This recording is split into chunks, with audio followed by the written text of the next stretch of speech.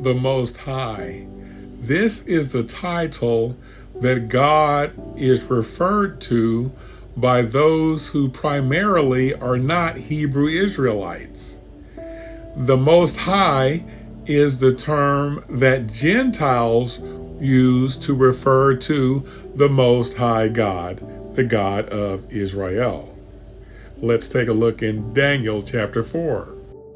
Nebuchadnezzar, a Gentile king, in Daniel 4:2 calls God the Most High. And then in verse 17, he says, this matter is by the decree of the watchers and the demand by the word of the holy ones, to the intent that the living may know that the Most High rules in the kingdom of men and gives it to whomsoever he wills, and sets up over it the basest of men. So who is setting up rulers who were the worst of men? It's the Most High, who does what? Rules the kingdom of men and gives it to whomsoever he wills among the Gentiles. Another Gentile king was admonished in Daniel chapter 5, verse 18. He says, and thou, king, the Most High God gave Nebuchadnezzar thy father a kingdom and majesty and glory. The first place the Most High is mentioned was before Abraham was in covenant with God. His name was Abram. Because again, the title the Most High is for the nations. The Israelites used it occasionally, but it was prior to the Israelites becoming a nation. He was known as Elyon, which means the Most High. And it says in Genesis 14:18, Melchizedek, king of Salem, which in Hebrew is Shalom, which means Salem. Melchizedek, king of Salem, brought forth bread and wine, and he was the priest of the who? Most High God. This king of Salem was king over the Jebusites when it was called Jebus-Salem.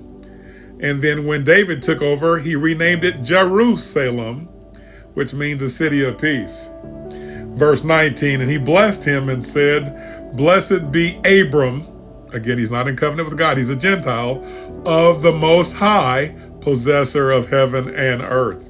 Again, this term, the Most High, is used by the Gentiles, not so much Hebrew Israelites, although he's called the God of Israel, and the Lord thy God is that fearful and wonderful name they are to use.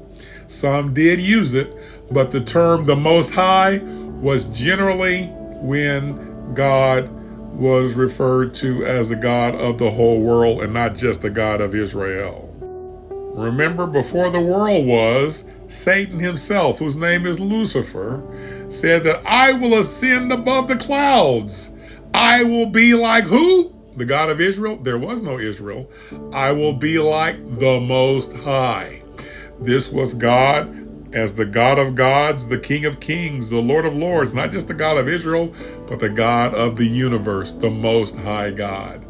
And that's why you need this book. The complete history of blacks in the Bible. Because biblical black history unmasks Eurocentric Christianity's great Caucasoid hoax.